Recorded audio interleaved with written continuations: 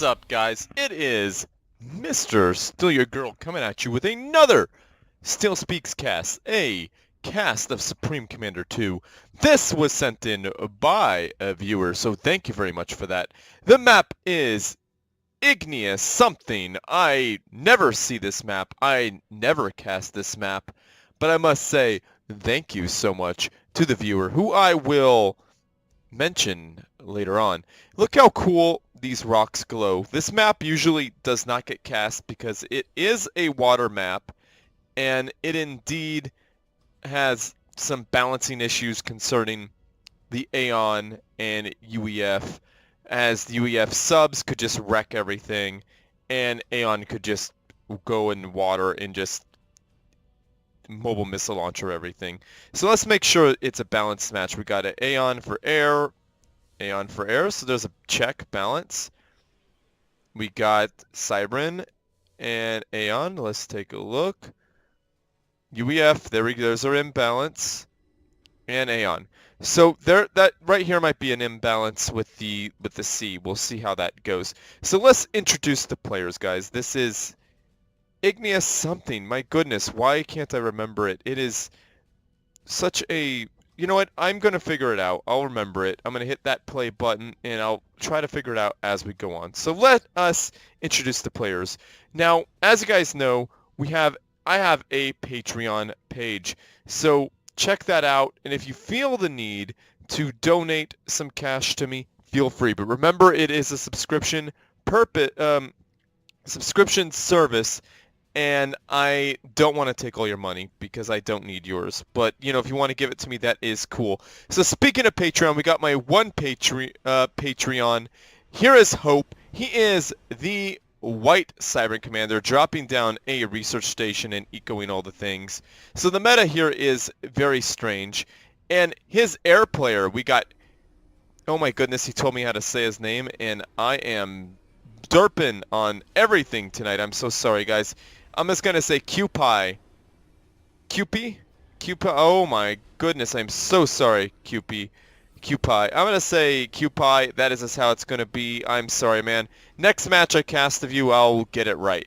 Kuipie, oh my goodness, is the yellow Aeon commander doing a research opener and an air factory. He is scouting, and his opponent is scouting. And their other player, he is the purple Aeon commander. He is dropping down a double land factory with a research station. So this is Team 1 over here, guys. Team 1, and they are scouting. They are getting scouted, so that is definitely not cool. And why the cruisers so early on? That is not a good idea to have when you have subs, man.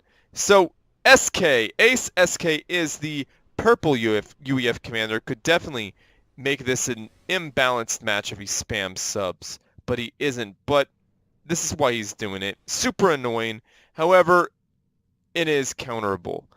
And the air player for Team 2, we got Ares. Oh my goodness, a really great player, dropping down a double air factory as opposed to Kuipie's single air factory and research station opener. Nice way of scouting. That is really smart there by Ares. That is why he's a top player. And we got Commander 2 spawning in as the Poo-Poo Brown Aeon Commander, dropping down a double land factory and a research station, looking to get another land factory. That's what that looks like to me. So nicely done there. So that is Team 2 over here where my cursor is. This... I can't believe it. Ares is getting away with it, guys. That scout happened. Now this is why cruisers aren't... Why that destroyer should be wrecking these if microed appropriately. If moved around, they should be able to destroy those carriers. Now there's the subs. That is going to cause some major problems there. So I am going to figure out what this map is called, and I am super sorry about that, guys. And anyhow, there's a little, some bombing going off by Ares because he's got a superior air force because of the double air factory opener. It looks like a what is that? A radar has gone down, and it looks like Commander 2 is going in for an attack against Osmosos. That is really, really sad for him, but really great for Team 2. So those bombers are going off, just doing whatever the heck they want. Destroying... I like how Osmos... Why am I so messed up and I can't say names now? Osmos sucking up some yummy mass, which is his poor, dead little... What do you call that guy? Poor little guy... Engineer. That is super, super sad to see done. Now,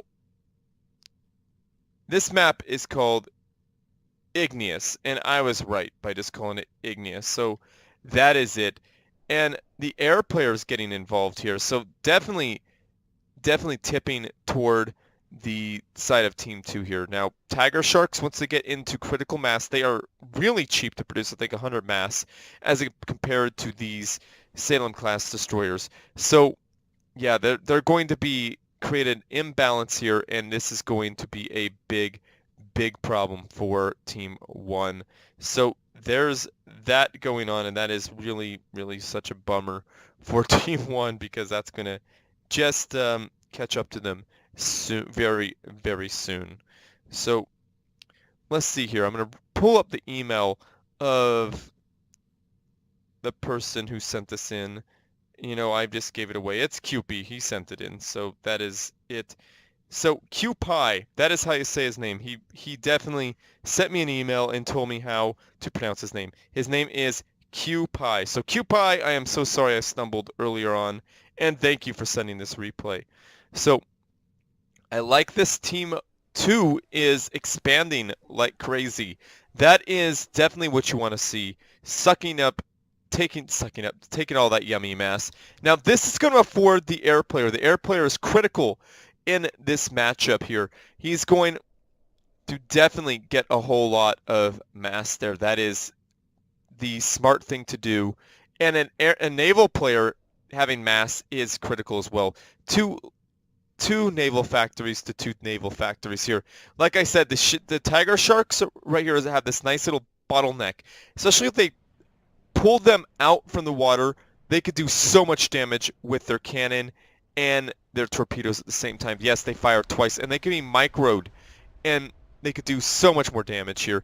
Now, if that factory has a torpedo tube, that could be a problem. And if you don't even take them up against these Salems, there is nothing the Salems could really do, because their torpedo tubes do not attack quite as well. And this is nasty from Commander 2. Nicely done, putting 2 land factories and 2-point defense, and just putting a disgusting tactical missile launcher, protecting it with his bots, under the shield. Nicely done. But this one factory is not producing, or is it? No, it's not producing. I do not like that. Nice bombing run going up by Ares. Not a whole lot getting done. But it looks like Osmos has overrun this area and is getting around, destroying the factories. Just a matter of time before that tactical missile launcher is dead. Not a lot of damage, except for that one mass extractor has gone down, and that it looks like that tactical missile launcher is dead, and so is Commander 2. That is super unfortunate. Boom! Down goes Commander 2. A nice move, nice play for the center. However, it just didn't go off well because he kept his commander there. He was just too stubborn, and when it was unable to defend Osmos. Osmos has 2 research stations and 4 land factories, so that is kind of how that went down. So unfortunately for Team 1, they are now down a player. Now, Osmos could now start assaulting their naval player to the south and really start wreaking havoc there. Now, Ares has a lot of free mass there. The northern part of this map has some good mass points to be taken up. But then again, there's only 2 mass points here. Now, this is an interesting place for, what is this character's name? Ace SK, to build up a bunch of stuff. If this attack loses here, this stuff is dead by those destroyers. However, this, like I said, there is a major imbalance in the sea, and that's why I do not like casting naval battles. This is precisely why you rarely see water maps on this channel, because naval battles. Whoa! You see how far that flew? Very interesting. Lots of overkill there, kicking that sea factory right in the face, saying, nope, you're done, get out. And this is exactly what I was talking about. Osmos assaulting the base of Ace SK. That is definitely not good for Ace SK. Now, here comes the long death. Well, those factories aren't going to die. Now, there is not a whole lot that Ace SK could do with these tiger sharks. He could get them. See, he's bringing them to the surface. They can't attack anything. There's nothing because these walls are so high that it's just the map design. This could be attacked though, which is the right thing to do most definitely. See, that I like that, how those tiger sharks are able to do that. Nicely done. Now, these bots are doing a whole lot of nothing, just walking back and forth, but whatever, man. So Ares, it's up to Ares now. Team 2 is now taken off of the sea. It looked like Team 2 was definitely in the lead. However, Ares is getting so much mass. He needs to be Oh, look at all those air factories. That is super scary to see. Now, Ares needs to take out, Kuipie needs to take out these mastodons. These mastodons will cause such damage. And look at this little annoying engineer here. That is going to be super annoying once he lands right in this area. And Ares, how did Ares get some units back there? Ares is going to bomb, going for a snipe? Interesting choice. Oh, Ares is not winning air at all. I don't see why he isn't. I must have missed some stuff there. And now Hope has switched to air, which is going to really bolster Kuipie's air force. The Team 1's air force. I was right. What am I doing stumbling on this? Now, there we go. We got these tiger sharks popping their heads up, doing some damage to these mass extractors. Nicely done. And the mastodons are getting killed slowly, not super slowly actually, but I don't see why they didn't finish the job. Why didn't Kuipie's bombers finish that job? I see why. Because we got some commanders here right in the open, and Ares has finally decided to reinforce his air force. Now, flying over a bunch of bots is not an ideal situation. Why would you battleships?